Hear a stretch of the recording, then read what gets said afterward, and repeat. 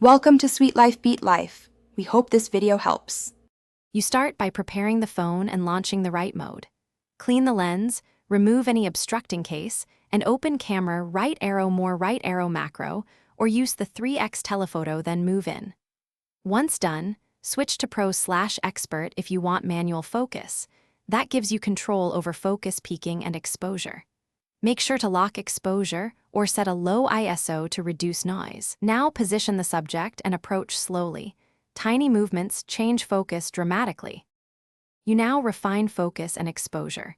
Use manual focus or tap to focus, nudging the phone in 0, 5 to 1, 5 centimeter steps until details snap sharp. Simultaneously, set ISO low and choose a shutter speed fast enough to avoid blur. If needed, mount on a tripod or brace your arms. Once the exposure looks right, lock AE/AF so it won't shift. Also, add continuous diffused LED light. It smooths highlights and keeps color accurate while you compose. You finish by capturing multiple frames. Use burst or bracket exposures to ensure you get at least one perfect shot.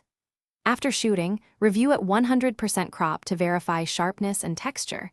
If needed, retake with tiny adjustments.